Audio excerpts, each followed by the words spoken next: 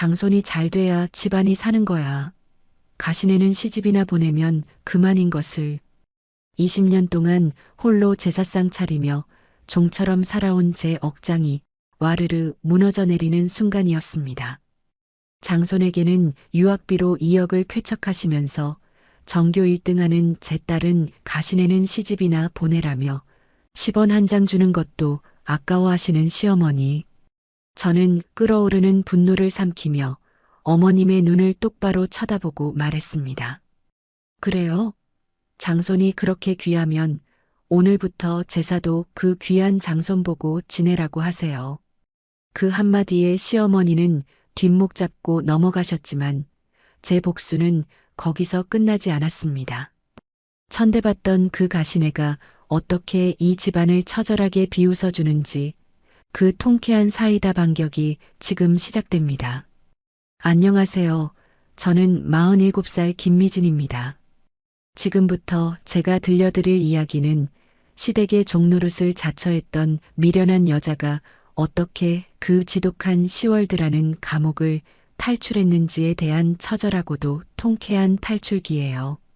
그때의 저는 마치 무언가에 홀린 사람처럼 살았는데 시간을 되돌릴 수만 있다면 도시락을 싸들고 다니면서라도 뜯어 말리고 싶을 정도로 기가 막힌 세월이었죠.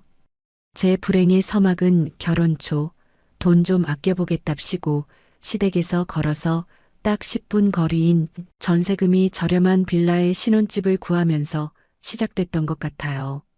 그때는 시댁이 가까우면 반찬도 얻어먹고 서로 돕고 살면 좋지 않겠냐는 순진에 빠진 생각을 했었는데 그 10분이라는 거리가 제 발목을 옥죄는 족쇄가 될 줄은 꿈에도 몰랐거든요.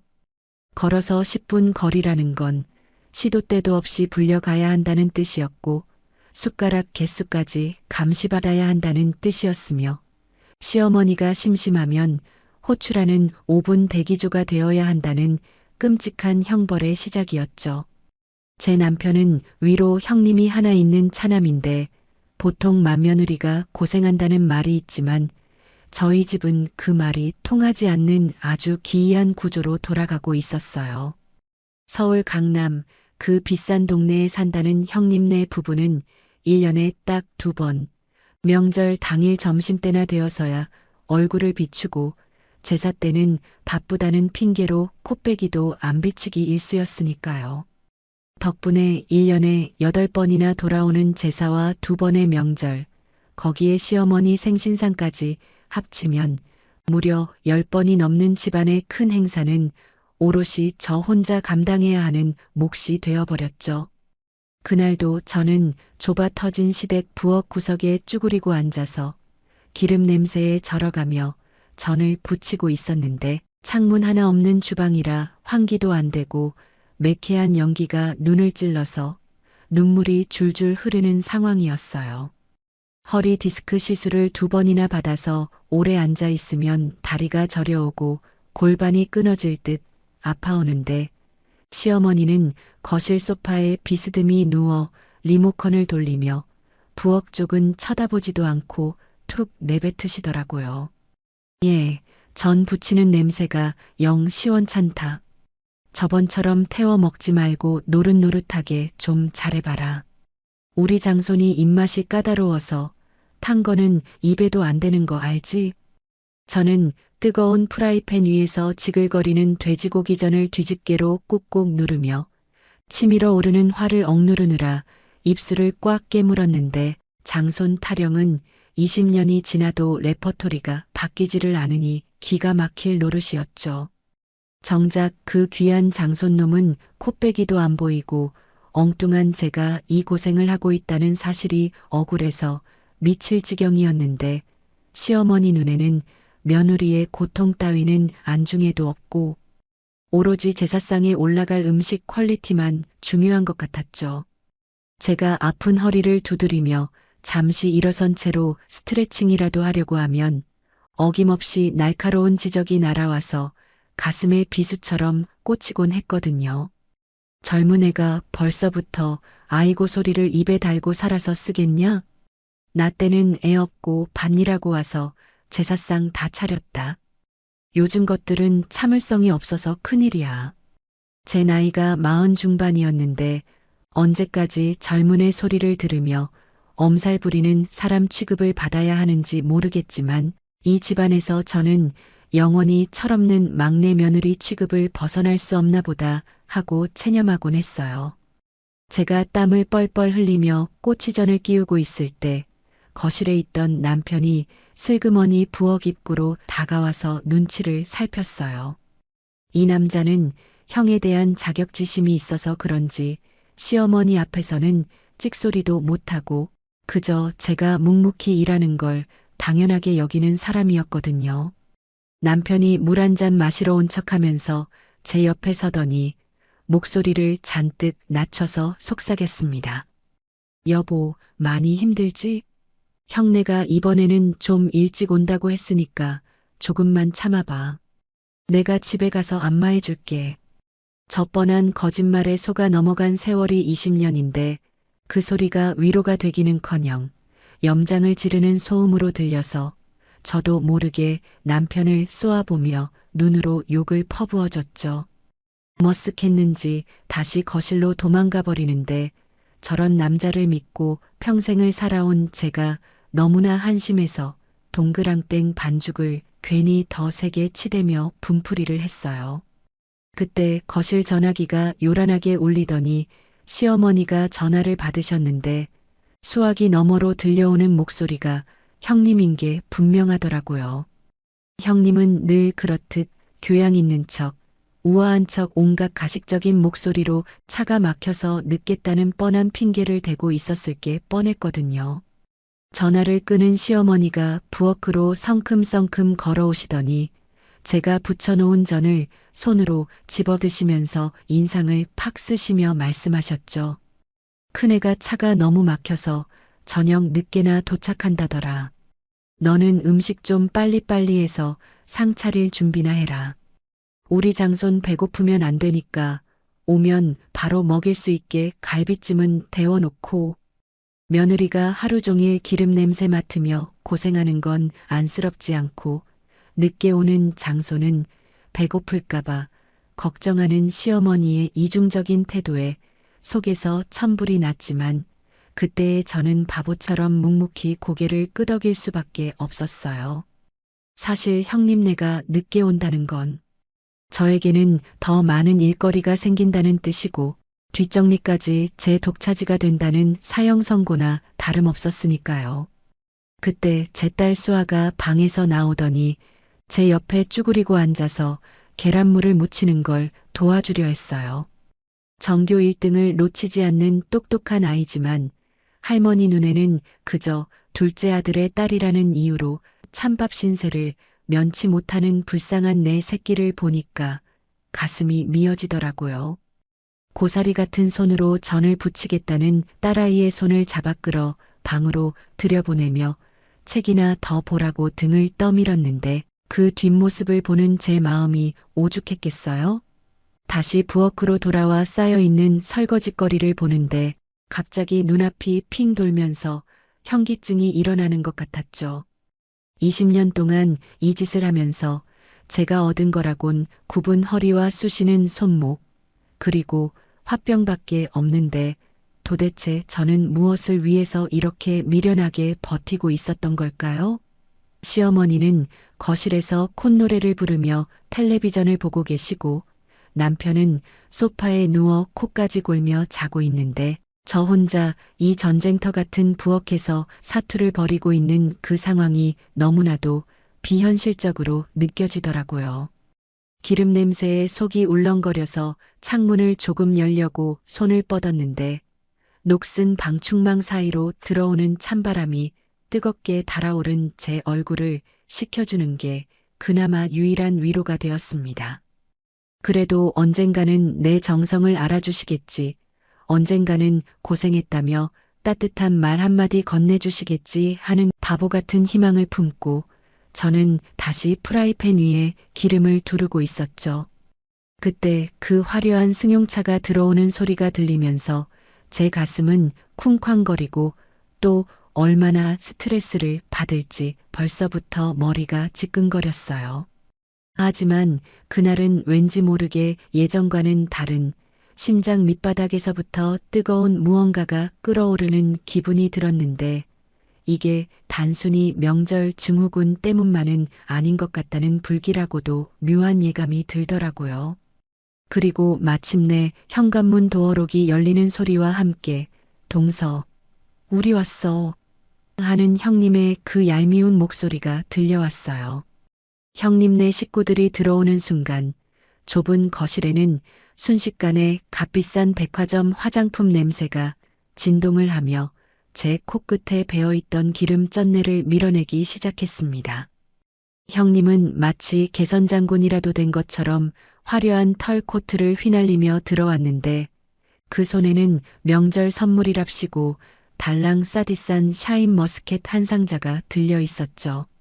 저녁 내내 저를 쥐잡듯 잡던 시어머니는 형님과 장손을 보자마자 언제 그랬냐는 듯 입이 귀에 걸리시더니 아픈 허리를 부여잡고 일어나는 저를 투명 인간 취급하며 현관으로 버선발로 달려나가시더라고요. 형님은 제 눈은 쳐다보지도 않고 시어머니 품에 안기며 콧소리를 내는데 그 가식적인 목소리가 20년이 지나도 적응이 안 되고 소름이 돋아서 등골이 오싹했죠. 화려한 네일아트로 치장된 손톱을 들어 보이며 형님이 호들갑스럽게 외쳤어요. 어머님 차가 어찌나 막히던지 오는 내내 지훈이가 배고프다고 해서 혼났어요. 동서, 밥 다 됐지? 저는 부글거리는 속을 감추며 억지로 입꼬리를 올리고 인사를 건넸지만 형님은 제 인사를 받는 둥 마는 둥 하며 곧바로 소파 상석을 차지하고 앉아버리더라고요. 뒤이어 들어온 조카 지훈이는 대학생이 되더니 머리를 노랗게 물들이고 귀에는 피어싱까지 하고 있었는데 시어머니 눈에는 그게 무슨 왕세자의 금관이라도 되는 양 연신 쓰다듬으며 감탄을 금치 못하셨죠. 저는 부엌으로 돌아와 식은 국을 다시 데우고 갓 지은 밥을 푸면서 서둘러 상을 차리기 시작했는데 남편은 형님네가 오니까 그제야 슬그머니 일어나 아주버님 옆에 앉아 안부를 묻는 꼴이 참 얄밉더라고요. 온 가족이 둘러앉은 저녁 밥상은 그야말로 차별의 현장이자 서러움의 결정체였는데 시어머니는 제가 정성껏 만든 소갈비찜 접시를 아예 지훈이 앞으로 쭉 밀어주시며 저희는 손도 못대게 방어막을 치셨습니다.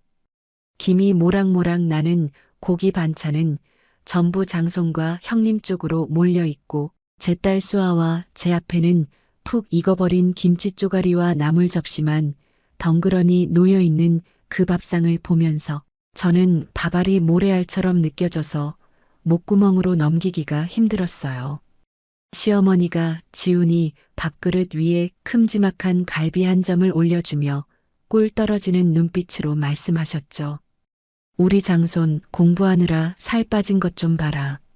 할미가 만든 거니까 많이 먹어. 이게 다 너 잘되라고 먹이는 보약이다. 새벽부터 제가 핏물 빼고 양념 재워 만든 건데 공은 시어머니가 다 챙겨가고 저는 그저 밥이나 푸는 식모가 된 기분에 숟가락을 쥔 손이 부들부들 떨렸어요. 옆에서 밥을 먹던 제 딸 수아는 고기 반찬에는 젓가락 한 번 못 가져가고 묵묵히 밥만 먹고 있었는데 전교 1등을 놓치지 않는 기특한 아이지만 이 집에서는 그저 여자애라는 이유로 존재감조차 없는 게 너무 화가 났죠. 수아가 이번 중간고사에서 또 전교 1등을 했다는 말을 하고 싶어서 입이 간질거렸지만 분위기를 보니 꺼내봤자 본전도 못 찾을 것 같아 꾹 참고 있었는데 시어머니가 갑자기 수아를 빤히 쳐다보시더라고요. 칭찬이라도 해주려나 싶어 기대했던 제가 바보였고 시어머니의 입에서는 상상도 못할 비아냥이 튀어나와서 제 가슴을 후벼 팠어요.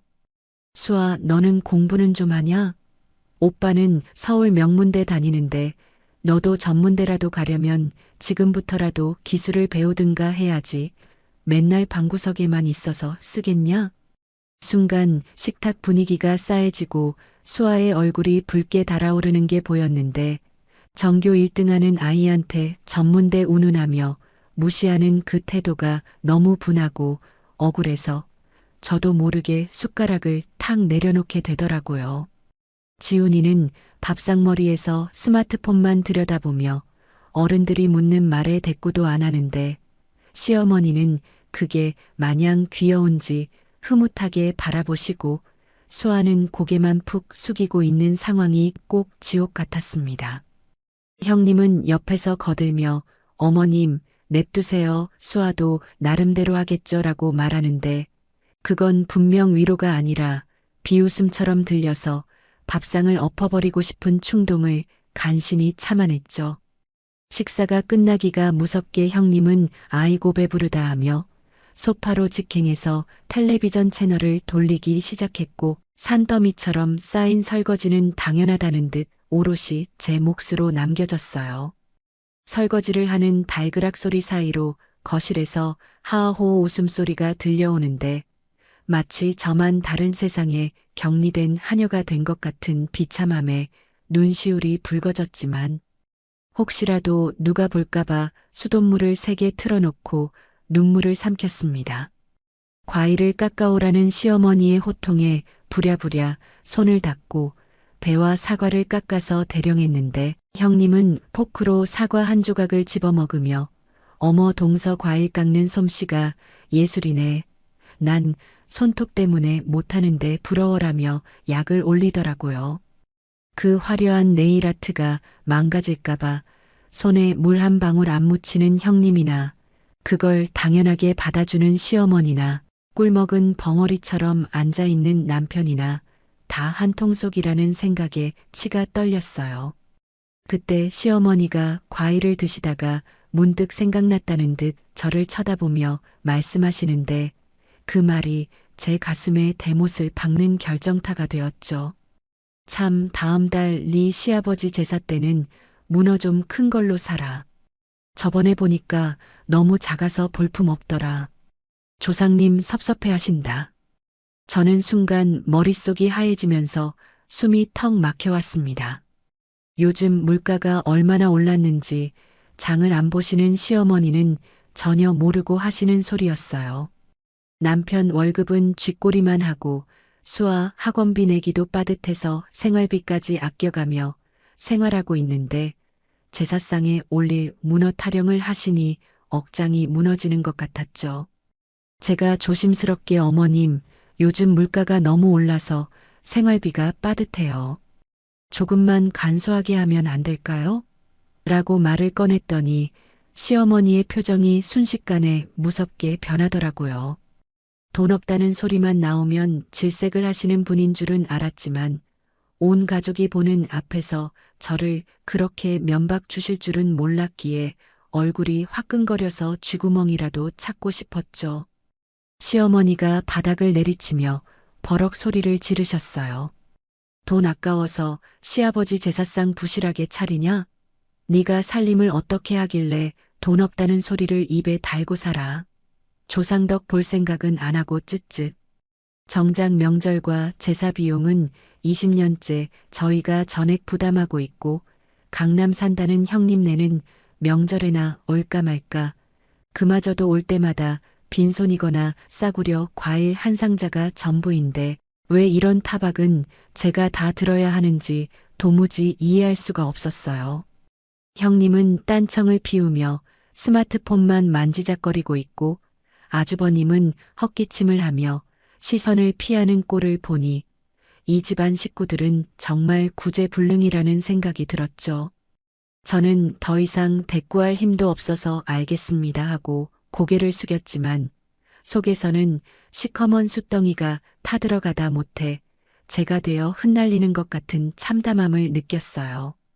밤이 깊어 잠자리에 들 시간이 되었지만 억울하고 분해서 잠은 안 오고 옆에서 코를 골며 자는 남편을 발로 차버리고 싶은 충동을 억누르며 뜬 눈으로 밤을 지새웠습니다. 이 지긋지긋한 차별과 멸시 속에서 언제까지 버틸 수 있을지, 아니 버티는 게 과연 맞는 건지 끊임없이 되물으며 저는 차가운 방바닥에 누워 천장만 바라보고 있었죠. 그날 밤은 억울해서 잠 한숨 못 자고 뒤척이다가 새벽녘에야 겨우 눈을 붙였는데 눈 뜨자마자 또 산더미 같은 설거지와 아침상 차리기가 저를 기다리고 있었습니다.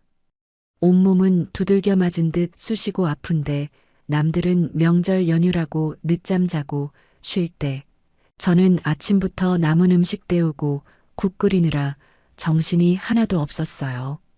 형님네 식구들은 해가 중천에 뜰 때까지 늘어지게 자다가 부스스한 얼굴로 나와서는 아이고 밥냄새 좋다며 숟가락만 얹는데 얄미워서 밥에다 소금이라도 왕창 뿌리고 싶은 심정이었죠. 아침 식사가 끝나고 남자들은 거실에서 텔레비전을 보고 형님은 시어머니와 수다를 떠는 동안 저는 부엌 싱크대 앞에서 홀로 거대한 설거지 탑과 씨름을 하고 있었죠. 물소리와 그릇 부딪히는 소리 때문에 거실 대화가 잘 안 들릴 법도 한데 그날따라 유독 시어머니와 형님의 소곤거리는 말소리가 제 귀에 선명하게 꽂히는 게 참 이상했어요. 마치 운명처럼, 아니 하늘이 저에게 제발 정신 좀 차려라 하고 신호를 보내는 것처럼 설거지물을 잠근 그 짧은 정적 속에서 충격적인 대화가 들려오더라고요. 형님이 평소보다 한 톤 더 높은 아부 섞인 목소리로 시어머니에게 은밀하게 속삭였어요. 어머님, 이번에 지훈이가 미국으로 유학을 가고 싶다는데 학비랑 체류비가 꽤 비싸서 걱정이에요. 애 기죽으면 안 되는데. 저는 젖은 고무장갑을 낀 채로 그 자리에 얼어붙어 숨죽이고 귀를 기울였는데 지훈이가 유학 간다는 소리도 처음 듣는 거라 놀랐지만 뒤이어 나온 시어머니의 대답은 제 심장을 멈추게 만들기에 충분했거든요. 시어머니는 평소 곧 죽을래도 돈 없다며 입버릇처럼 곡을 하시던 분이라 당연히 돈 없다고 딱 잘라 거절하실 줄 알았어요. 그런데 시어머니 목소리에는 일말의 망설임도 없었고 오히려 든든한 후원자라도 된 듯 당당하고 힘이 넘쳐서 제 귀를 의심할 수밖에 없었죠. 걱정 마라. 내가 적금 깬 거랑 시골 땅 판 돈 합쳐서 2억 보태줄게. 우리 장소는 큰 물에서 놀아야지. 2억이라는 단어가 제 귓가에 맴돌며 메아리치는데 순간 머릿속이 하얘지면서 손에 들고 있던 접시를 놓칠 뻔해서 황급히 싱크대 모서리를 움켜쥐고 중심을 잡아야 했어요. 지난달에 제가 생활비가 모자라고 수아 학원비가 급해서 염치불구하고 시어머니께 500만 원만 빌려달라고 사정했을 때 시어머니가 뭐라고 하셨는지 아직도 생생하게 기억나거든요. 내가 늙어서 무슨 돈이 있냐. 너희는 맨날 나만 뜯어먹으려고 하냐? 며 매몰차게 거절하시고는 문전박대하셨던 그분이 장손 유학비로는 2억을, 그것도 망설임 없이 쾌척하신다는 사실에 피가 거꾸로 솟는 것 같았죠. 저는 배신감에 온몸이 부들부들 떨려서 서 있을 힘조차 없었지만 혹시라도 들킬까봐 숨을 죽이고 계속해서 그들의 대화를 엿들을 수밖에 없었어요. 시어머니는 마치 위대한 결단이라도 내린 사람처럼 비장하게 덧붙이셨어요. 장손이 잘 돼야 집안이 사는 거야. 기둥 뿌리를 뽑아서라도 밀어줘야지. 내가 죽기 전에 우리 지훈이 성공하는 거 보는 게 소원이다. 형님은 감동받은 척 콧소리를 내며 어머님 최고예요. 지훈이도 할머니 은혜 절대 안 잊을 거예요라며 아양을 떠는데 그 가증스러운 고부의 모습에 구역질이 올라올 지경이었어요.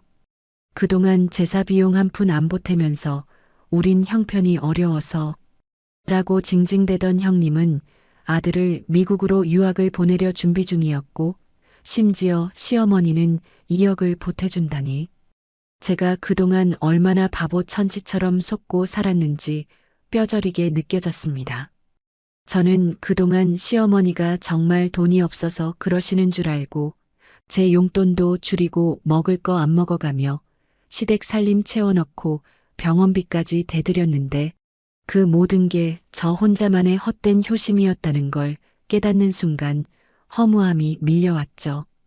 그런데 시어머니의 입에서 나온 다음 말은 저를 단순히 허무하게 만드는 걸 넘어서 사리까지 느끼게 만들 정도로 잔인하고 충격적이었어요.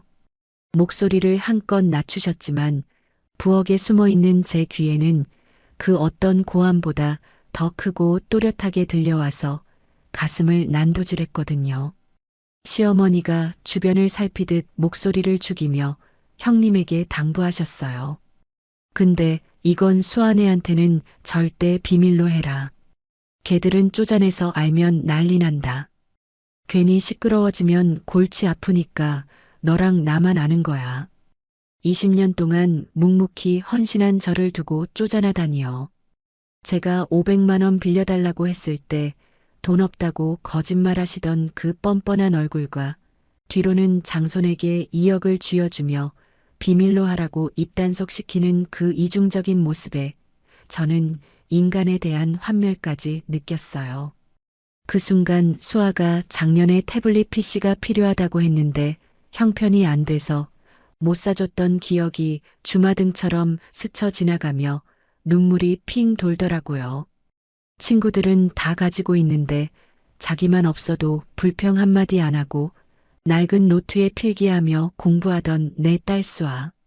할머니가 용돈 10,000원 한 장 주시면 그걸로도 감사하다고 꾸벅 인사하던 착한 내 딸이 너무 불쌍해서 가슴이 미어지는 것 같았어요.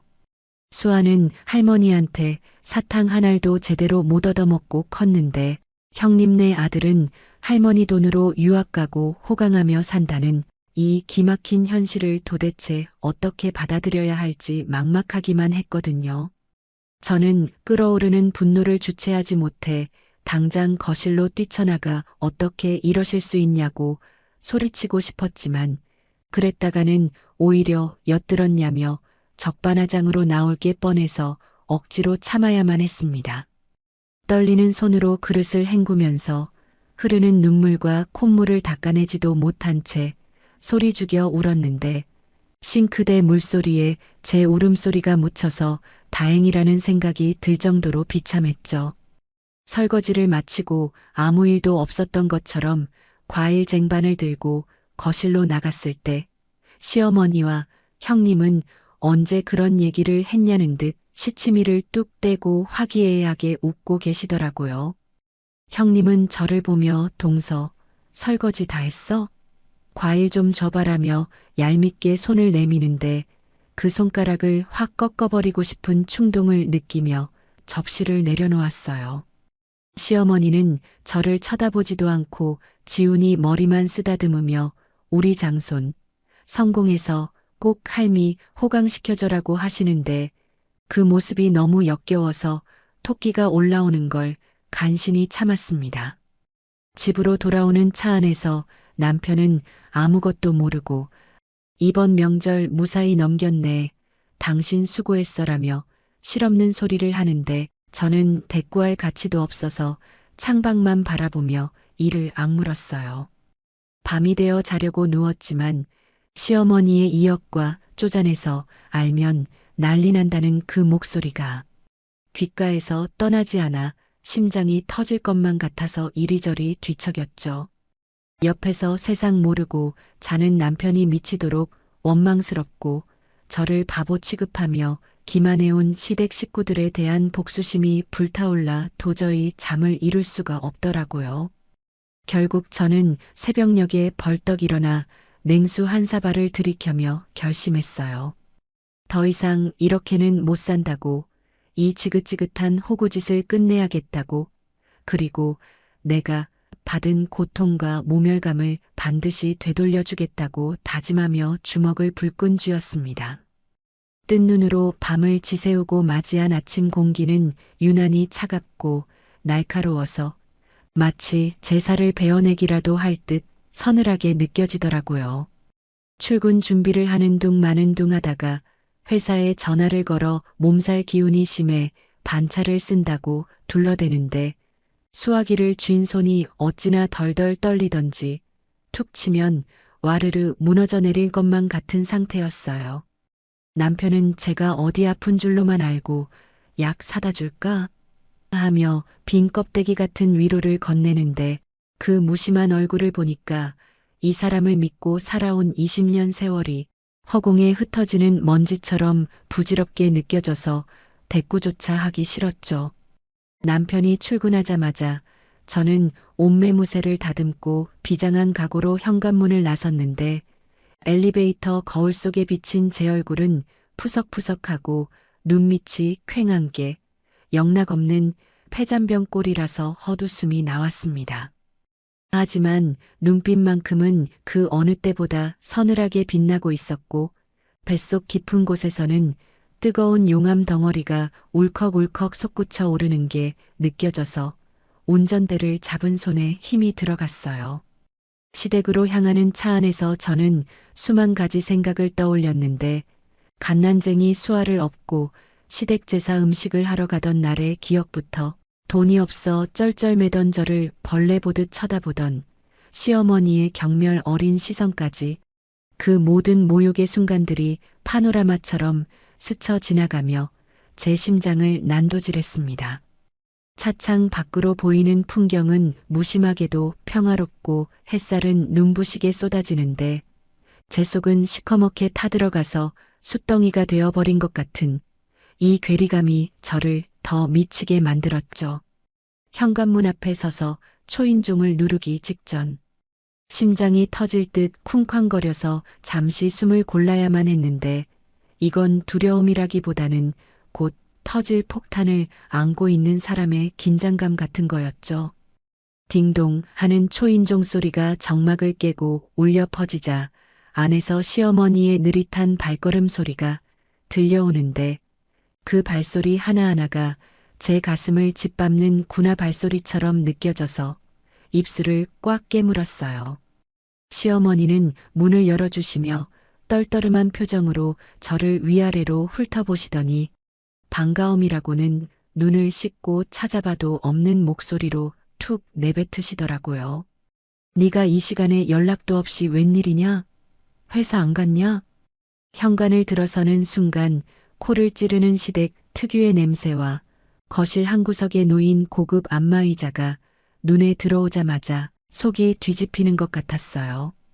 저 안마의자도 작년에 남편이 어머니 허리 아프시다는데 우리가 효도 한번 하자며 할부로 긁어준 건데 정작 돈 대준 며느리는 문전박대하고 돈 뜯어가는 장손한테는 2억을 퍼준다는 사실이 떠올라 피가 거꾸로 솟았습니다. 저는 신발을 벗는 둥 마는 둥 하고 거실로 성큼성큼 걸어 들어갔는데 시어머니는 제 기색이 심상치 않다는 걸 눈치채셨는지 소파에 비스듬히 기대앉아 눈을 가늘게 뜨고 저를 노려보시더군요. 평소 같았으면 어머님 식사는 하셨어요? 하고 굽신거렸겠지만 오늘만큼은 그럴 기분도 아니었고 그럴 필요도 없다는 생각에 저는 식탁 의자를 끌어다가 시어머니 정면에 딱 버티고 앉았어요.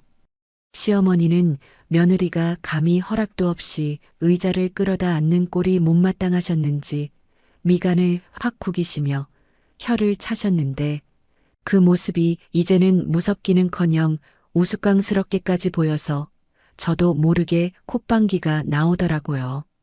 저는 더 이상 시간을 끌고 싶지 않아서 밤새 갈고 닦았던 그 문장을 단도직입적으로 아주 또박또박 시어머니의 면전에 들이밀었죠.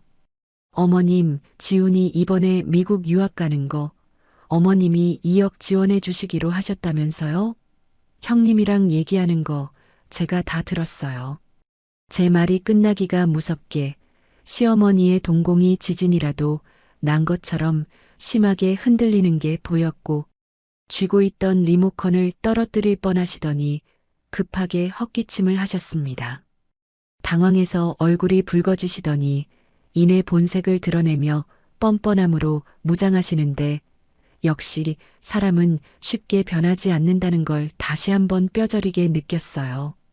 시어머니는 어떻게 알았냐고 묻는 대신 마치 며느리가 시어머니의 비밀 금고라도 훔쳐보다 들킨 도둑이라도 되는 양 눈을 부라리며 적반하장으로 나오시는데 기가 막혀서 말이 안 나올 지경이었죠. 시어머니가 탁자를 손바닥으로 내리치며 고래고래 소리를 지르시더라고요. 그래, 내 돈 내가 쓰는데 네가 무슨 상관이냐? 내가 훔친 돈으로 주냐? 내 주머니에서 내 손자한테 주는 건데 며느리 주제에 감히 시어머니 돈 쓰는 것까지 간섭하려고 들어? 며느리 주제에라는 그 말이 제 이성의 끈을 툭 하고 끊어놓으려고 했지만 저는 가까스로 심호흡을 하며 떨리는 목소리를 가라앉혔어요. 저는 억울함에 눈시울이 붉어지는 걸 꾹 참고 최대한 냉정한 목소리로 따져 물었어요. 어머님, 저한테는 500만 원도 없어서 못 빌려주신다면서요. 20년 동안 제사 모시고 어머님 병수발까지 다 든 건 저예요. 형님은 1년에 2번 명절에 와서 밥만 먹고 가는데 어떻게 이러실 수가 있어요? 제 말이 끝나기도 전에 시어머니는 콧방귀를 뀌며 너희가 하는 게 뭐 있다고 유세냐? 하며 비아냥거리시는데 그 태도가 너무나 당당해서 제가 헛것을 보고 있나 싶을 정도였죠. 시어머니 논리에 따르면 장남내는 존재만으로도 집안의 기둥이고 든든한 버팀목이지만 차남내는 형을 받쳐주는 부속품에 불과하다는 거였죠. 매달 생활비 꼬박꼬박 보내드리고 철마다 보약해다 바치고 주말마다 와서 청소해드리는 저의 노력은 당연한 의무이고 1년에 2번 와서 용돈 10만 원 쥐어주는 장남의 행동은 지극한 효도로 둔갑하는 이 기가 막힌 이중 잣대 앞에서 저는 할 말을 잃었어요. 시어머니는 제가 꿀먹은 벙어리처럼 앉아 있으니 기세가 등등해져서는 마치 훈계하듯 거만한 표정으로 못을 박으시더라고요. 장손이 잘 돼야 집안이 사는 거야. 기둥 뿌리를 뽑아서라도 밀어줘야지. 너희는 쪼잔하게 굴지 말고 주제 파악이나 해라. 지훈이가 나중에 성공하면 너희도 다 덕볼 날이 있을 거다. 덕을 보기는커녕 빚이나 안 떠안으면 다행이겠다 싶었지만 저는 마지막으로 수아 이야기를 꺼내며 읍소라도 해보려고 했어요. 수아가 얼마나 공부를 잘하는지, 할머니 사랑을 얼마나 그리워하는지 최소한의 공평함이라도 보여주시면 안 되겠냐고 말이죠. 어머님, 수아도 어머님 손녀잖아요. 이번에 전교 1등 했어요. 2억은 아니더라도 수아 대학 등록금 보태주신다고 한마디만이라도 해주시면 안 돼요? 애가 얼마나 서운해하는지 아세요? 제 딴에는 핏줄에 호소하는 마지막 발악이었는데 시어머니의 입에서 나온 대답은 제가 이 집안에서 버틴 20년이라는 세월을 시궁창에 처박아 버리는 결정타였어요. 그 말은 단순한 거절이 아니라 제 딸의 존재 가치 자체를 부정하고 짓밟는 끔찍한 폭언이었기에 저는 귀를 의심할 수밖에 없었죠. 어머니는 인상을 팍 쓰시며 손을 팔이 쫓듯 휘휘 내저으셨습니다. 어디서 감히 계집애를 장손이랑 비교를 해. 장손은 집안의 대를 이을 귀한 몸이고 가시네는 공부시켜봤자 시집가면 남인 것을. 돈 아깝게 무슨 대학 타령이야. 적당히 돈 벌다가 나이 차면 시집이나 보내. 가시네. 남. 그 두 단어가 제 머릿속을 강타하는 순간 뇌관이 터지듯 머릿속에서 무언가 탁 하고 끊어지는 소리가 들렸어요. 21세기에 그것도 내 배 아파 낳아 금지옥엽으로 키운 내 딸을 두고 단지 여자라는 이유만으로 돈 아까운 존재 취급을 하다니요. 수아는 어릴 때부터 할머니한테 사랑받고 싶어서 그 고사리 같은 손으로 어깨를 주물러드리고 용돈 모아서 할머니 양말까지 사다 드리는 착한 아이였는데 그 모든 정성이 이 늙은이한테는 아무런 의미가 없었다는 걸 깨닫는 순간 눈앞이 하얘지더라고요. 더 이상 시어머니는 존경해야 할 어른이 아니라 내 딸을 모욕하고 내 인생을 착취한 괴물로밖에 보이지 않았어요. 저는 의자에서 벌떡 일어나 시어머니를 내려다보며 생전 처음으로 눈에 도끼를 품고 고함을 질렀는데 그 소리가 어찌나 컸던지 거실 유리가 징징 울릴 정도였죠. 가시네는 공부시켜봤자 남 좋은 일 시키는 거라고요? 그럼 어머님은 남의 집 귀한 딸 데려다가 20년 동안 종처럼 부려먹으셨으면서 부끄럽지도 않으세요? 저도 우리 부모님한테는 귀한 딸이었어요. 제 고함에 놀란 시어머니는 눈이 휘둥그레져서 입을 떡 벌리셨지만 곧바로 이게 어디서 시어머니한테 눈을 풀하려. 너 미쳤냐? 하며 삿대질을 하셨어요. 하지만 이미 제 눈에는 뵈는 게 없었고 시어머니의 악다구니는 더 이상 무서운 호랑이의 포효가 아니라 이빨 빠진 늙은이의 초라한 발악으로밖에 안 들렸어요. 저는 그동안 가슴속에 꾹꾹 눌러 담아왔던 말들을 본물 터지듯 쏟아내기 시작했는데 한 번 터진 말문은 막을 수가 없어서 저 스스로도 놀랄 정도였죠. 장손이 그렇게 귀하시면 앞으로 제사도 장손한테 지내라고 하세요. 저는 가신에 낳은 죄인이라 이제 제사상 못 차리겠네요.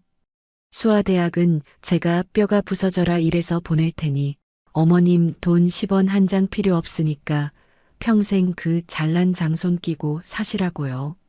시어머니는 너무 기가 막힌지 뒷목을 잡고 말을 잇지 못하시는데 저는 그 꼴을 보면서 일말의 동정심도 느끼지 못했어요. 오히려 속이 뻥 뚫리는 듯한 통쾌함과 함께 내가 왜 진작 이러지 못했을까 하는 후회가 밀려오더라고요. 저는 가방을 챙겨 들고 현관으로 향하면서 뒤에서 욕을 해대는 시어머니를 향해 마지막 쇠기를 박는 한마디를 던졌어요. 앞으로 저한테 전화하지 마세요. 번호 바꿀 거니까 연락도 하지 마시고요. 아, 그리고 형님한테 전하세요. 다음 달 아버님 제사 형님이 와서 하라고요. 저는 이제 이 집 문턱도 안 넘을 겁니다. 현관문을 쾅 닫고 나오는데 등 뒤에서 시어머니가 저 천하의 불효막심한 년 하며 악을 쓰는 소리가 복도까지 울려 퍼졌지만 저는 뒤도 돌아보지 않았어요. 엘리베이터를 기다리는 동안 온몸이 사시나무 떨듯 덜덜 떨리고 심장이 터질 것 같아서 벽을 짚고 서 있어야 했지만 한편으로는 가슴 한구석에서부터 차오르는 해방감에 웃음이 새어나오더라고요. 엘리베이터 거울 속에 비친 제 얼굴은 눈물이 범벅되어 엉망으로 일그러져 있었지만 그런 제 모습이 낯설면서도 반가웠어요. 차에 탔는데 핸들을 잡은 손이 너무 떨려서 시동을 걸 수가 없어서 한참을 멍하니 앉아 있었죠. 차 안의 정적 속에서 방금 제가 내뱉은 말들이 귓가에 맴돌았고 이제 정말 돌이킬 수 없는 강을 건넜구나 하는 생각에 두려움보다는 짜릿한 전율이 온몸을 감쌌어요.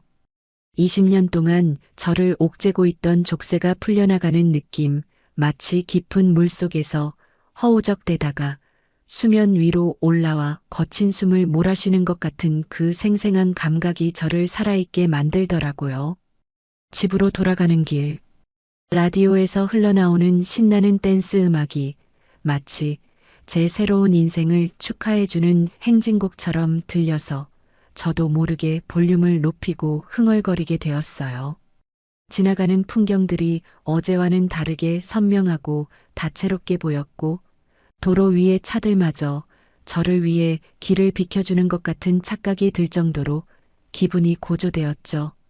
하지만 집에 도착해서 현관문을 여는 순간 신발장에 놓인 남편의 구두를 보자마자 현실이 다시 저를 잡아 끌어내리는 것만 같았어요. 회사에 있어야 할 남편이 왜 집에 있는지도 짜증났고 아무것도 모른 채 소파에 누워 텔레비전을 보며 낄낄거리고 있었는데 그 평화롭고 무책임한 모습이 저를 더 화나게 만들어서 견딜 수가 없었거든요. 남편은 제가 씩씩거리며 들어와 텔레비전을 꺼버리고 앞에 서자 영문을 모르겠다는 표정으로 눈만 깜빡거리는데 그 맹탕 같은 얼굴을 보니 시어머니한테 당한 것보다 더한 우라가 치밀어 오르더라고요. 바깥에서는 아내가 무슨 꼴을 당하고 왔는지 제 속이 얼마나 문드러졌는지 짐작조차 못하고 그저 왜 그래? 배고파? 따위의 소리나 짓거리려 하길래 저는 숨 쉴 틈도 주지 않고 시어머니 댁에서 있었던 일을 그 2억이라는 돈의 정체와 어머님의 폭언을 토씨 하나 안 틀리고 쏟아부었어요. 제가 침을 튀겨가며 어머님이 장손한테만 2억 주기로 한 거 당신 알고 있었어?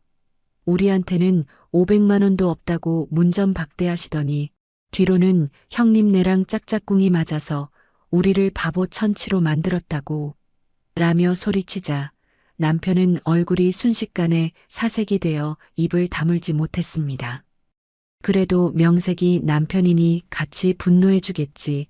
당장 어머니한테 전화해서 따져주겠지. 기대했던 제가 얼마나 어리석었는지 깨닫는 데는 채 1분도 걸리지 않았어요.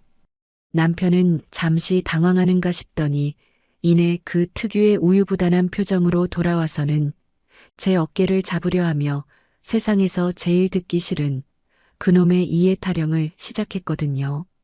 남편이 곤란한 표정으로 제 눈을 피하며 기어들어가는 목소리로 말했죠. 여보, 진정해. 엄마가 진짜로 우리를 무시해서 그랬겠어? 형네가 워낙 어렵다고 하니까 도와주신 거겠지. 우리가 조금만 더 이해하자. 이해라는 단어가 제 고막을 때리는 순간 저는 이 남자가 내 편이 아니라 저쪽 편, 아니 저를 착취하는 그 거대한 시스템의 가장 으뜸 가는 공범이라는 사실을 뼈저리게 확인했어요. 형네가 어렵다니요. 강남 아파트 살면서 외제차 굴리는 형네가 어렵고 20년 된 빌라에서 아등바등 사는 우리가 넉넉해서 이해를 해야 한다니 이게 말이나 되는 소린가요? 저는 남편의 손을 거칠게 뿌리치며 당신도 똑같아. 아니, 당신이 제일 나빠. 20년 동안 효도한답시고 내 등골 빼먹으면서 방관한 당신도 공범이야. 라고 악을 썼는데 그제야 남편은 사태의 심각성을 깨닫고 꿀먹은 벙어리가 되더라고요. 저는 그 자리에서 선언했죠. 이제부터 당신 집안일은 당신이 알아서 하라고. 나는 더 이상 며느리도 아니고 아내도 아니라고 그저 내 딸 수아의 엄마로만 살겠다고 못을 박아버렸어요. 그날 이후로 집안에는 살얼음판 같은 냉전이 시작되었는데 남편은 제 눈치를 보느라 집 안에서도 까치발을 들고 다니고 저는 남편을 투명인간 취급하며 말 한마디 섞지 않았습니다. 다가오는 시아버지 제사 날짜가 하루하루 가까워질수록 남편의 안색은 점점 흙빛으로 변해갔지만 저는 달력에 표시된 그 날짜를 보면서 오히려 전의를 불태우며 마음의 준비를 단단히 했어요. 제사 이틀 전 어김없이 시어머니에게서 전화가 걸려왔는데 발신자에 뜬 시어머니 네 글자를 보는 순간 예전 같으면 심장이 덜컥 내려앉았겠지만 이번에는 가소롭다는 생각마저 들더라고요. 전화를 받지 않고 무시해버리자 곧이어 문자가 날아왔는데 장 봐서 일찍 와라, 문어 큰 거 잊지 말고라는 그 뻔뻔한 내용에 헛웃음이 터져나와서 그대로 삭제 버튼을 눌러버렸죠.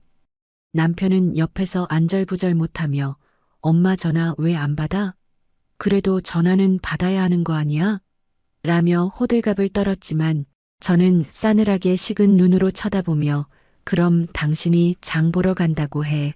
난 안 가니까라고 쏘아붙이고는 방으로 들어가 버렸어요. 대망의 제사 당일 아침, 평소 같으면 새벽부터 일어나 장을 보고 음식을 준비하느라 전쟁을 치렀을 시간이지만 저는 늘어지게 늦잠을 자고 일어나 우아하게 커피를 내렸습니다. 남편은 거실을 서성거리며 제 눈치만 살피다가 제가 아무런 준비도 안 하고 있자 결국 참다 못해 다가와서 애원하듯 말을 걸더라고요. 여보, 진짜 안 갈 거야? 그래도 아버지 제사인데. 오늘만 가고 다음에 얘기하면 안 될까? 오늘은 형도 온다는데 내 체면 좀 살려줘라. 체면이라니 20년 동안 아내를 식모 취급하게 놔둔 주제에 이제 와서 체면 타령을 하는 그 꼴이 너무 우스워서 커피를 뿜을 뻔했죠. 형이 온다면 더더욱 갈 이유가 없는 거 아닌가요? 이역받은 장손이랑 형님이 알아서 모시겠지. 빈털터리 차남 며느리가 가서 알짱거려봤자 조사님도 싫어하실 거라고 비꼬아주고 싶었어요. 저는 커피잔을 내려놓고 남편을 똑바로 쳐다보며 아주 차분하고 냉정하게 마지막 통보를 날렸어요. 당신 혼자 가서 형이랑 어머니랑 오순도순 제사 지내고 밥도 얻어먹고 와. 나는 수아 데리고 나갈 거니까 찾지 마. 남편은 망치로 머리를 맞은 듯 멍한 표정으로 서 있었지만 저는 더 이상 그를 상대해 줄 시간이 아까워서 수아 방으로 들어가 수아야, 오늘 엄마랑 데이트하자. 옷 입어라고 외쳤어요. 수아는 영문을 몰라 눈을 동그랗게 떴지만 엄마의 결연한 표정을 읽었는지 군말 없이 예쁜 옷으로 갈아입고 나오더라고요. 남편이 현관에서 신발도 못 신고 우물쭈물하는 꼴을 뒤로하고 저는 수아의 손을 잡고 보란 듯이 집을 나섰는데 그 발걸음이 어찌나 가볍던지 날아갈 것만 같았거든요. 엘리베이터를 타고 내려오면서 수아가 조심스럽게 엄마 할머니 댁 안 가? 아빠는? 하고 묻길래 저는 수아의 머리를 쓰다듬으며 이제 안 가도 돼. 오늘은 우리 딸 먹고 싶은 거 다 먹으러 가자라고 웃어주었죠. 우리가 향한 곳은 시내에 있는 고급 호텔 뷔페였는데 평소 가격이 부담스러워 엄두도 못 냈던 곳이지만 오늘만큼은 돈 생각 안 하고 마음껏 즐기기로 작정했거든요. 시어머니한테 500만 원 빌려달라고 구걸했던 제 모습이 떠올라 잠시 씁쓸했지만 이내 억울함을 털어버리기로 했습니다. 화려한 조명과 맛있는 음식 냄새가 가득한 뷔페에 들어서자 수아의 눈이 휘둥그레지는 걸 보니 그동안 못해준 게 미안해서 가슴 한구석이 찌릿해 오더라고요. 접시 가득 맛있는 음식을 담아와서 오물오물 먹는 딸아이의 모습을 보며 너무나 행복했죠.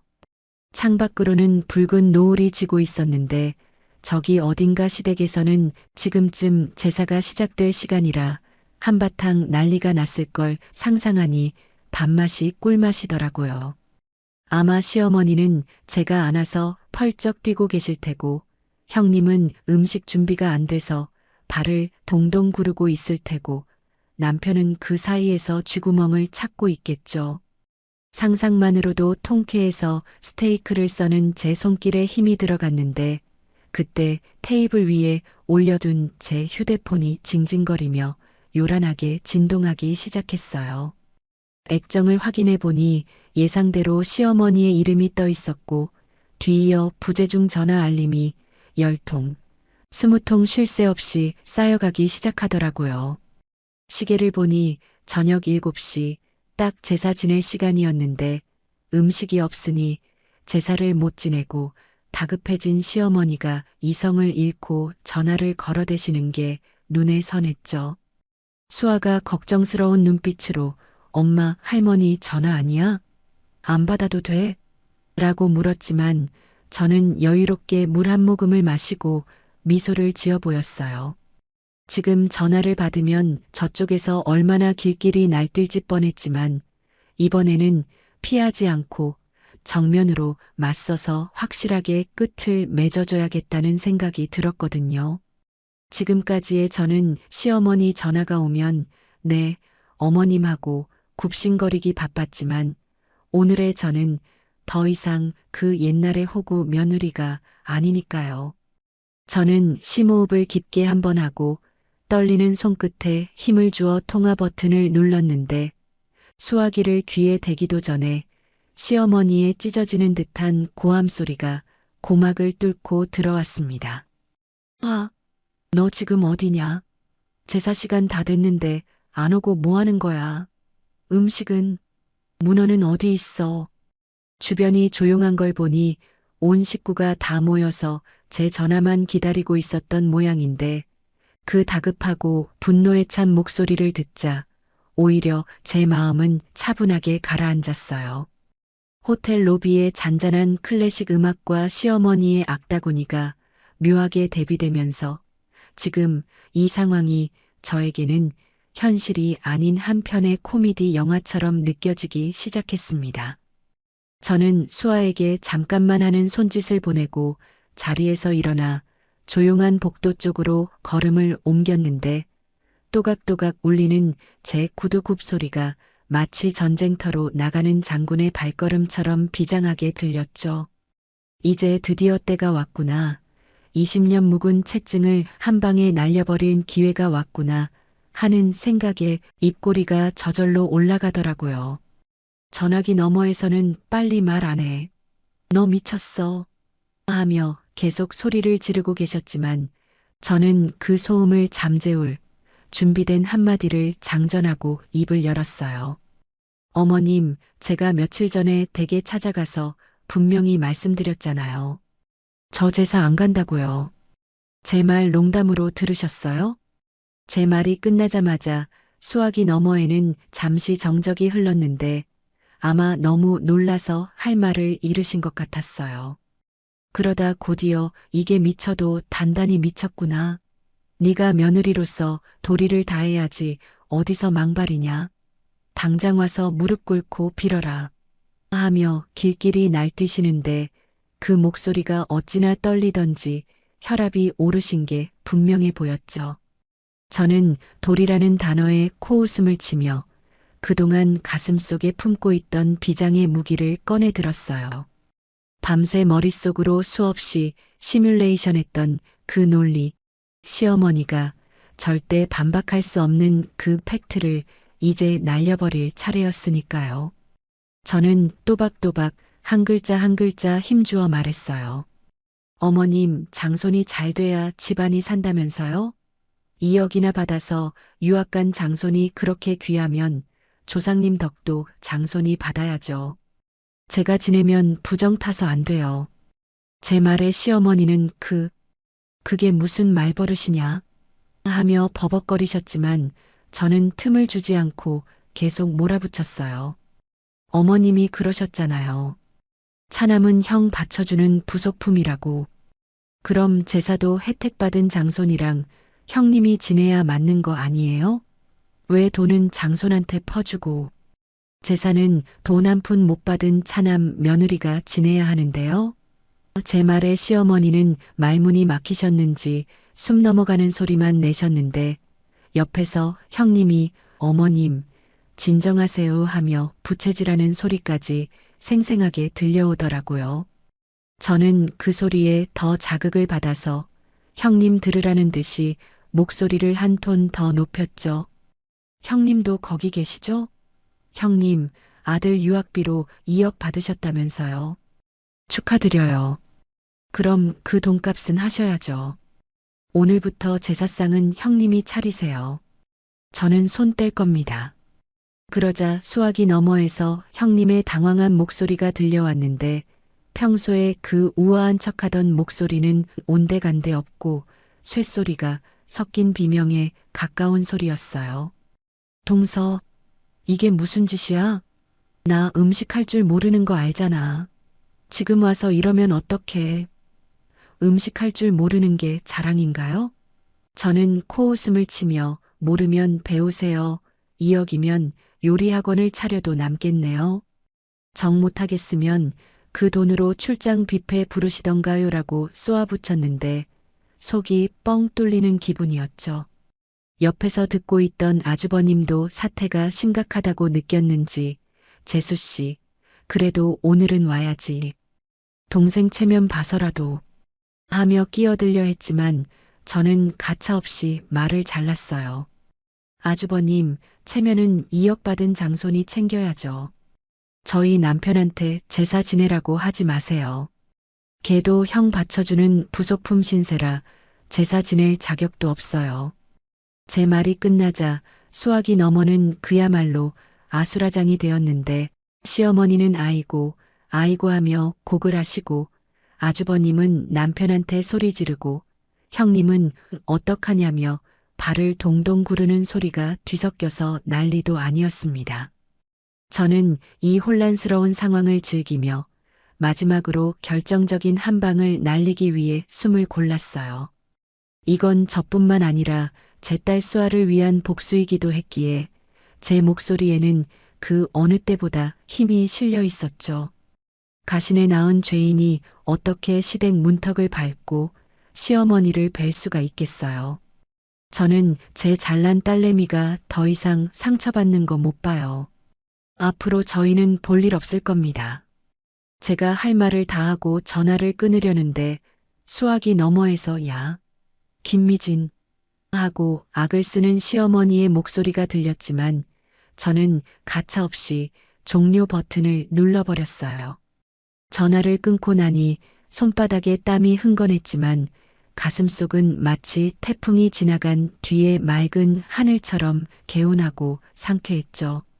창가 유리에 비친 제 모습은 여전히 떨고 있었지만 입가에는 저도 모르게 승리의 미소가 번져 있었어요. 20년 동안 저를 억눌러 왔던 거대한 바위 덩어리를 마침내 밀어내고 제 자신의 목소리를 되찾은 그 순간의 희열은 말로 다 표현할 수 없을 정도였죠. 저는 다시 뷔페 테이블로 돌아가며 남편에게 문자를 보냈는데 그 내용은 아주 짧고 간결했어요. 엄마 옆에서 효자 노릇하면서 자라. 전송 버튼을 누르고 자리에 앉자 수아가 걱정스러운 눈빛으로 엄마 괜찮아? 할머니 많이 화나셨어? 하고 묻더라고요. 저는 수아의 손을 꼭 잡으며 환하게 웃어주었어요. 엄마 괜찮아. 아니, 아주 좋아. 이제 우리 수아 눈치 안 보고 살게 해줄게. 그날 저녁 우리는 배가 터지도록 맛있는 음식을 먹으며 20년 만의 자유를 만끽했는데 그 시간은 제 인생에서 가장 달콤하고 행복한 시간이었어요. 하지만 제 예상대로 시댁의 밤은 그리 평화롭지 못했던 모양인지 식사를 마치고 나올 때쯤 형님에게서 장문의 문자가 와 있더라고요. 내용을 확인해 보니 동서, 어머님 쓰러지셨어. 뒷목 잡고 넘어가셔서 지금 응급실 가는 길이야. 빨리 와. 라는 다급한 내용이었는데 그걸 보고도 제 마음은 차가운 얼음장처럼 미동도 하지 않았어요. 예전 같으면 놀라서 튀어갔겠지만 뒷목 잡고 쓰러지는 쇼는 시어머니가 분리할 때마다 써먹는 18번 레퍼토리라는 걸 너무나 잘 알고 있었거든요. 저는 코웃음을 치며 답장도 보내지 않고 휴대폰을 가방 깊숙이 넣어버렸는데 이제 더 이상 그들의 연극에 놀아나지 않겠다는 단호한 의지의 표현이었죠. 호텔을 나와 집으로 돌아오는 길, 밤 공기는 유난히 시원했고 도시의 불빛들은 저를 응원하듯 반짝이고 있었어요. 집에 도착해서 씻고 나오니 남편이 현관문을 쾅쾅 두드리는 소리가 들려왔는데 도어록 비밀번호도 바꿔버린 탓에 들어오지도 못하고 서 있었죠. 여보, 문 열어줘. 나야. 하고 애원하는 남편의 목소리가 들렸지만 저는 텔레비전 볼륨을 높이고 소파에 편안하게 누워버렸어요. 오늘은 이 승리의 기분을 방해받고 싶지 않았고 남편에게도 뼈저린 교훈을 줄 필요가 있었으니까요. 밖에서 웅성거리는 소리를 들어보니 옆집 사람들이 나와서 쳐다보는 것 같았지만 창피한 건 남편 몫이지 제 몫이 아니라는 생각에 오히려 웃음이 나오더라고요. 그날 밤 저는 20년 만에 처음으로 다리를 쭉 뻗고 아주 깊은 잠에 들 수 있었는데 꿈속에서도 시어머니가 쩔쩔매는 모습이 나와서 자면서도 웃었던 것 같아요. 다음 날 아침 눈을 뜨자마자 느껴지는 상쾌함은 지난 20년 동안 단 한 번도 느껴보지 못한 종류의 것이었어요. 남편은 어젯밤 현관 밖에서 한참을 서성이다가 딸아이가 문을 열어줬는지 거실 소파에서 까치집 지은 머리를 하고 퀭한 눈으로 저를 쳐다보더라고요. 제가 잘 잤어?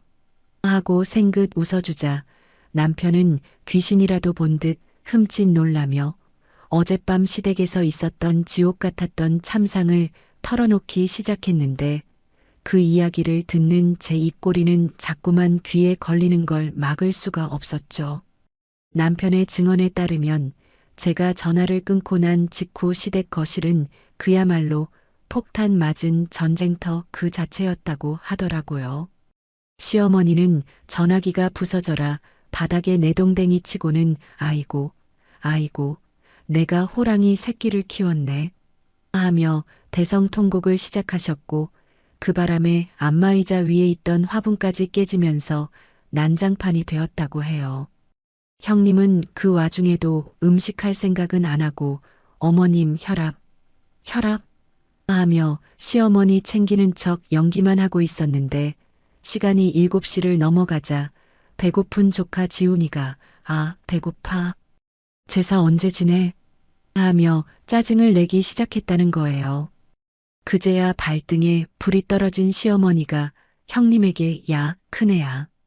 냉장고에 있는 거라도 꺼내서 대충 상 차려라 하고 지시를 내렸는데 여기서부터 진짜 코미디가 시작되었다고 했죠.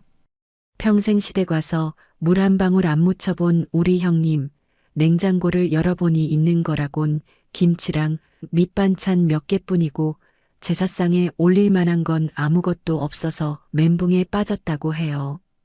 결국 아주버님이 참다 못해 편의점으로 뛰어가서 소주와 편의점 족발을 사들고 왔는데 조상님이 보셨으면 기가 차서 벌떡 일어나셨을 광경이었을 거예요.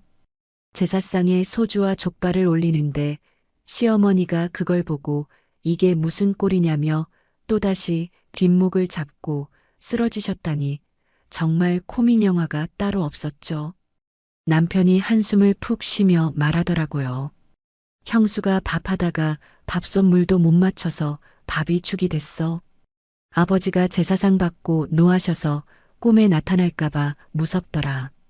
형은 나보고 왜 미진이 안 데려왔냐고 화내는데 내가 할 말이 있어야지.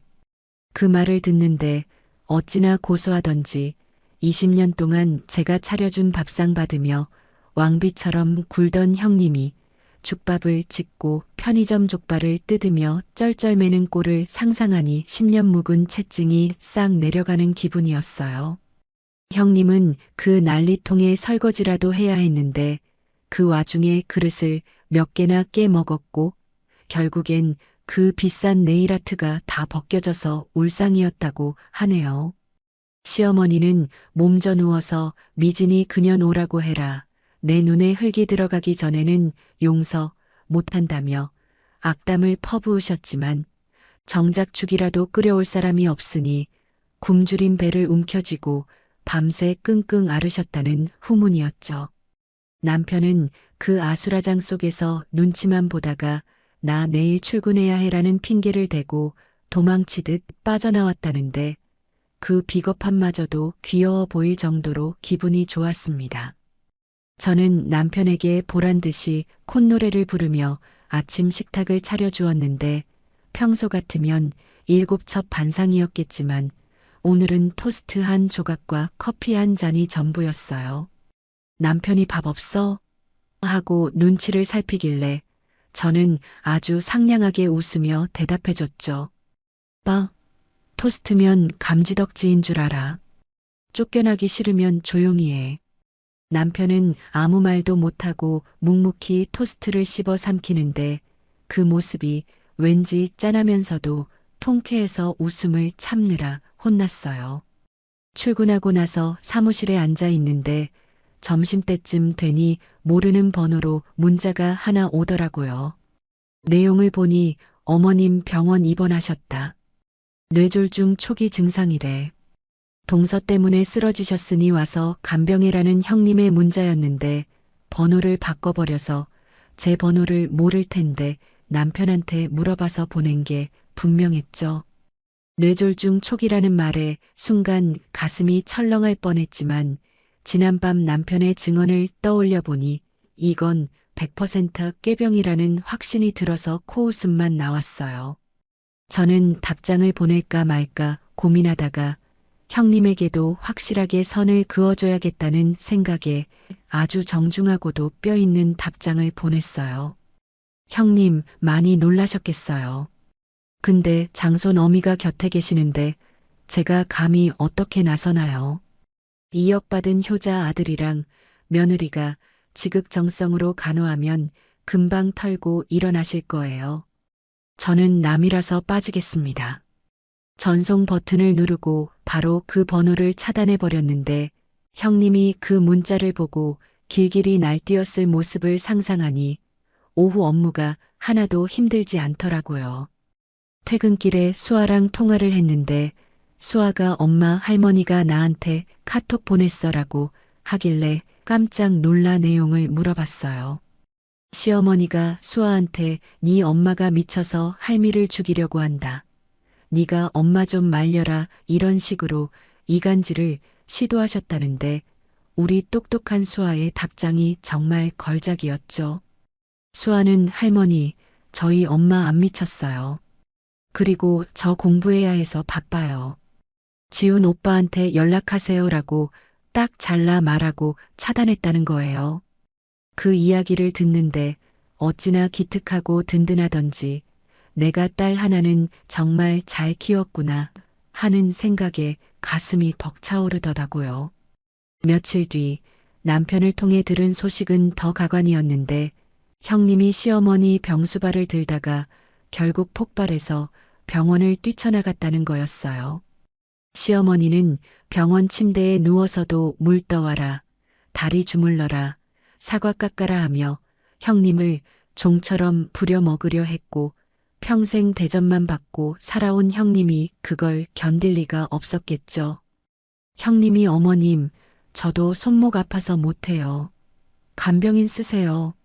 라고 소리 지르고 나가버리자 시어머니는 1인실 병실에 홀로 남겨져서 멍하니 천장만 바라보고 계신다고 하더라고요.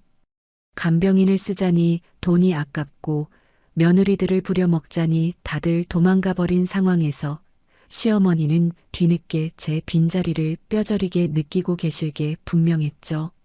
저번에 입원하셨을 때는 24시간 옆에 붙어서 대소변 다 받아내고 죽까지 끓여다 바쳤는데 그때는 그게 당연한 줄 아시더니 이제 와서야 그게 얼마나 힘든 일인지 며느리의 헌신이 얼마나 귀한 것인지 깨닫고 계실까요? 아마 아닐 거예요. 그분은 평생 자기가 피해자라고 생각하며 사실 뿐이니 저를 원망하고 계실지언정 반성 따위는 하지 않으시겠죠. 주말이 되어 남편이 병원에 한번 가봐야 하지 않을까? 하며 넌지시 물어왔지만 저는 아주 단호하게 갈 거면 당신 혼자가 나는 그 근처에도 안 갈 거야 라고 잘라 말했어요. 남편은 혼자 가기 무서운지 쭈뼛거리다가 결국 안 가는 쪽을 택했는데 이제 남편도 시어머니보다는 제 눈치를 더 보는 상황이 된 거죠. 시댁이라는 거대한 성벽이 무너져 내리는 소리가 들리는 것 같았는데 그 붕괴의 시작은 장손을 향한 편애와 며느리를 향한 차별이라는 썩은 기둥 때문이었다는 걸 그들은 알까요?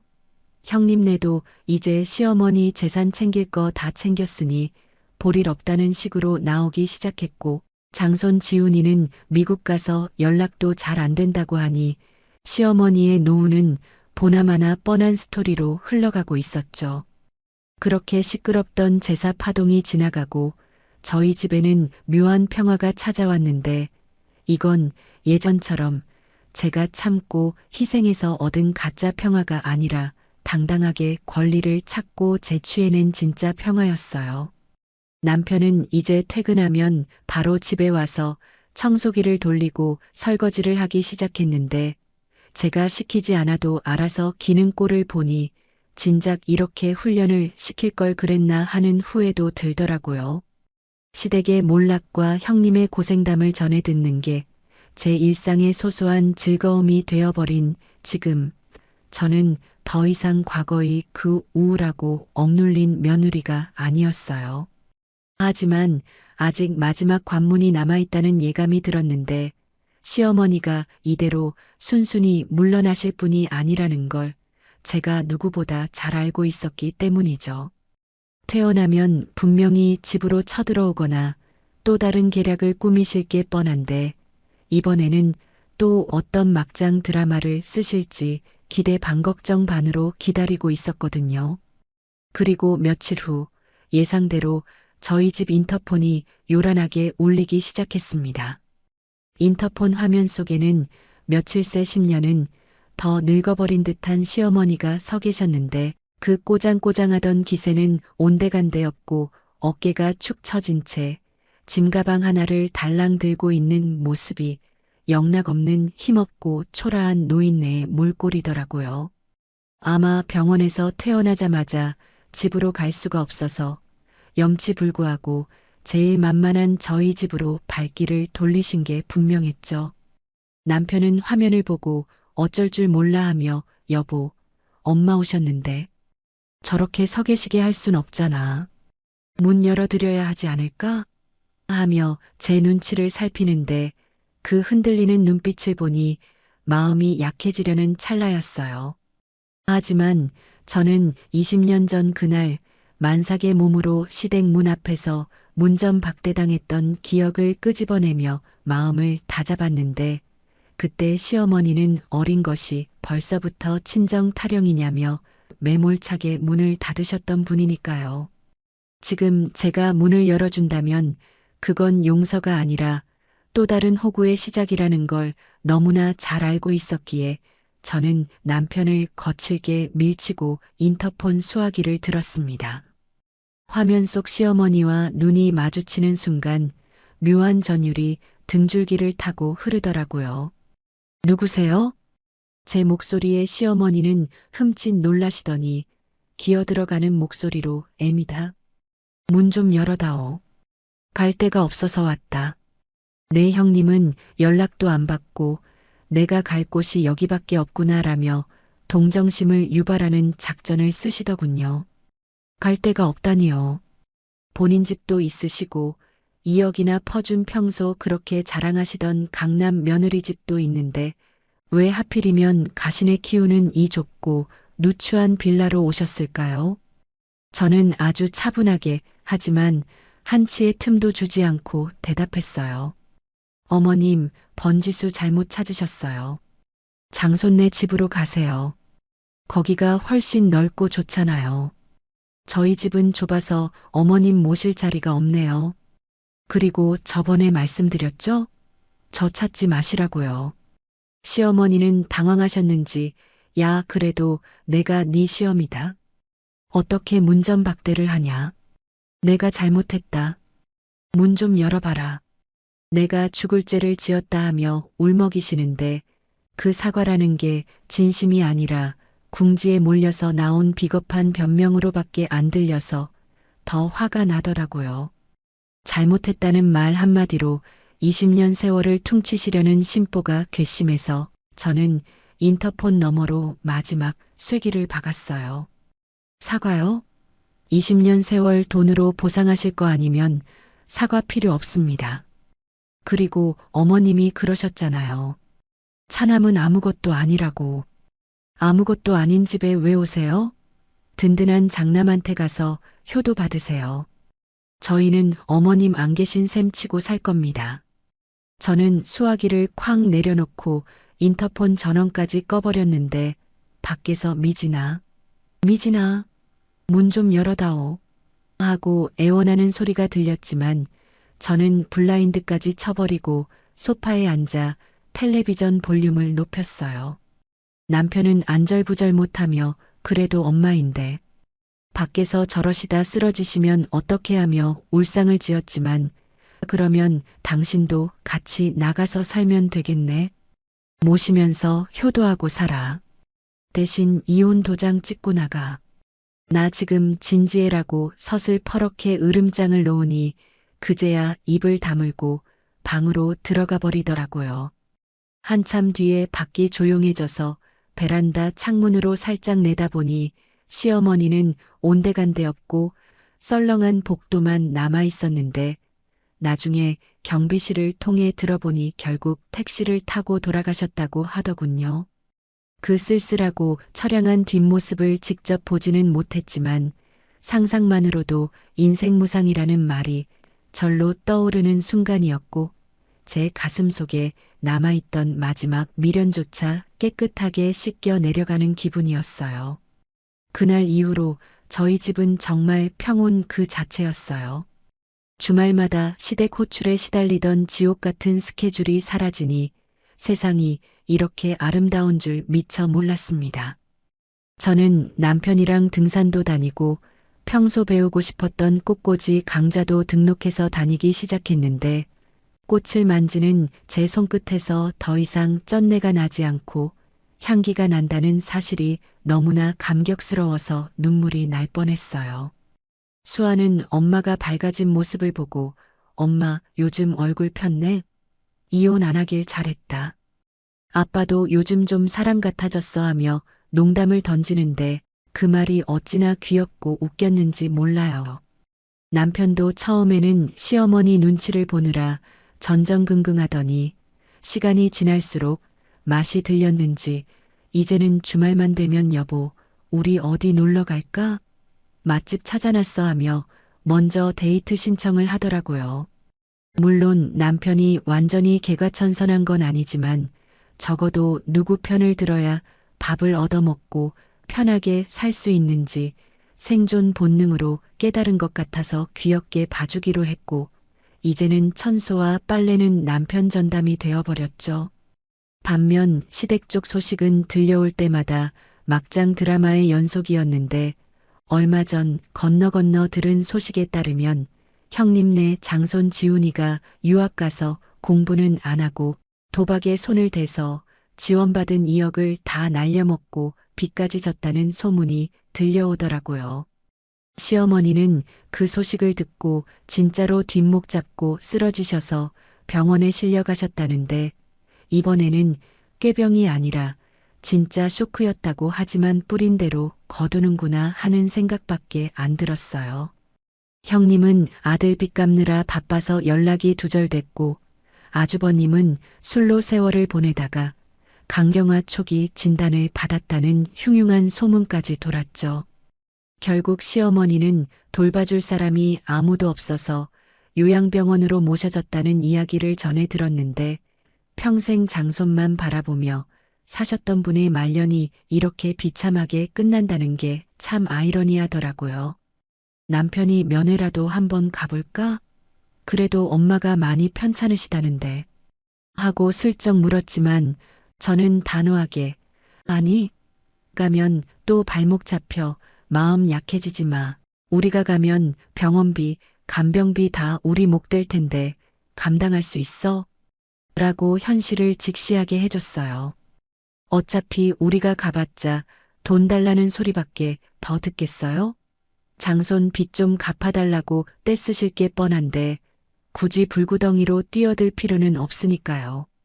그 다음에 수아가 서울대에 떡하니 합격했다는 합격증을 받아왔을 때 저는 20년 묵은 한이 눈 녹듯 사라지는 기분이었어요. 시어머니가 전문대라도 가겠냐, 가시네 공부시켜봤자 소용없다며 무시했던 우리 수아가 장손도 못 간 서울대에 보란듯이 그것도 장학생으로 합격해서 엄마의 자존심을 세워줬으니 이보다 더한 효도가 어디 있겠어요. 합격 소식을 듣고 남편은 펑펑 울면서 우리 딸 장하다, 아빠가 미안하다고 난리법석을 떨었고 저는 시어머니가 계신 요양병원 쪽을 향해 마음속으로 보셨어요? 이게 바로 어머님이 무시하던 가시네의 힘이에요라고 외쳤죠. 수아 입학 선물로 남편이 몰래 모아둔 비상금을 털어 최신형 노트북을 사주면서 아빠가 그동안 너무 무심했다. 앞으로 더 잘할게라고 사과하는데 그 모습을 보니 이제야 비로소 진짜 가족이 된 것 같은 따뜻함이 느껴지더라고요. 지난 봄에는 수아랑 둘이서 처음으로 해외여행을 다녀왔는데 에메랄드빛 바다를 배경으로 활짝 웃는 딸아이의 얼굴을 보면서 저는 굳게 다짐했어요. 다시는 누구에게도 휘둘리지 않고 내 인생의 주인공으로 당당하게 살겠노라고, 그리고 내 딸에게는 절대 엄마 같은 삶을 물려주지 않겠노라고 말이죠. 여행지에서 찍은 사진을 프로필 사진으로 올렸더니 형님한테서 동서 좋아 보이네. 우리 지훈이는 한국 들어왔어. 라는 구질구질한 카톡이 왔지만 저는 읽고 바로 차단해버렸어요. 부러우면 지는 거라는데 이미 형님은 저한테 완패한 거나 다름없고 이제 와서 친한 척하려는 그 속내가 뻔히 보여서 대꾸할 가치조차 느끼지 못했어요. 가끔 시어머니 생각이 날 때도 있지만 그건 그리움이 아니라 반면교사로서의 기억일 뿐이에요. 저렇게 늙지 말아야지, 사위한테 저런 장모는 되지 말아야지 하는 교훈을 주는 존재로서만 제 기억 속에 남겨두기로 했으니까요. 이제 저는 더 이상 명절이 두렵지 않고 제사라는 단어에 경기 일으키지도 않아요. 이번 추석에는 남편이랑 수아랑 셋이서 강원도로 2박 3일 여행을 가기로 했는데 예전 같으면 전 부치느라 허리가 끊어졌을 그 시간에 동해 바다를 보며 회를 먹을 생각을 하니 벌써부터 설레서 잠이 안 올 지경이네요. 남편은 벌써 맛집 리스트를 뽑아놓고 여보, 여기 물회가 기가 막히대 하며 신나 있는데 그 모습이 밉지 않고 오히려 사랑스럽게 느껴지는 걸 보니 저도 이제 마음의 여유가 생긴 모양이에요. 저는 이제야 비로소 깨달았어요. 가족이라는 건 일방적인 희생으로 유지되는 게 아니라 서로 존중하고 배려할 때 비로소 완성된다는 것을요. 제가 20년 동안 붙들고 있었던 건 효도가 아니라 굴종이었고 제가 착한 며느리 콤플렉스를 벗어던지는 순간 비로소 우리 가족 모두가 행복해질 수 있었다는 사실을 말이죠. 혹시 지금 이 순간에도 시댁 때문에 고통받고 계신 며느리분들이 있다면 제 이야기가 조금이나마 위로가 되고 용기가 되었으면 좋겠어요. 참는 게 능사가 아니고 효도가 의무는 아니라는 걸, 그리고 나 자신을 지키는 게 가장 중요하다는 걸 꼭 말씀드리고 싶거든요. 호구 며느리 탈출 어렵지 않아요. 용기 내서 아니오라고 말하는 순간 여러분의 인생은 180도 달라질 테니까요. 저를 보세요. 20년 동안 바보처럼 살았지만 지금은 누구보다 행복하고 당당하게 제 인생을 즐기고 있잖아요. 여러분도 할 수 있어요. 더 이상 남의 인생 조연으로 살지 마시고 여러분 인생의 주인공이 되세요.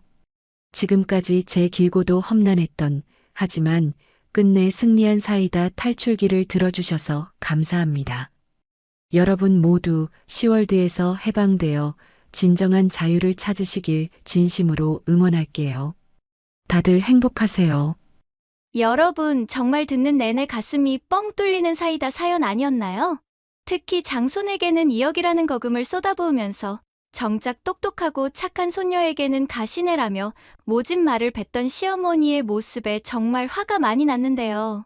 결국 할머니의 맹목적인 편애를 받던 장손은 무너지고 무시받던 손녀가 보란 듯이 명문대에 합격해 엄마의 자존심을 세워준 결말이 그 어떤 복수보다 짜릿하고 통쾌했습니다. 잘못된 차별과 편견 속에서도 딸을 훌륭하게 키워내신 사연자님의 단단한 사랑에 진심으로 박수를 보냅니다.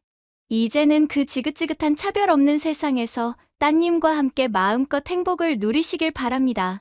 사연자님의 앞날에 이제는 눈물 대신 웃음만 가득하시길, 그리고 따님과 함께 걷는 그 길이 언제나 꽃길이길 진심으로 기원하겠습니다. 미진님께 응원의 댓글을 남겨주세요. 오늘도 끝까지 함께 해주셔서 감사합니다.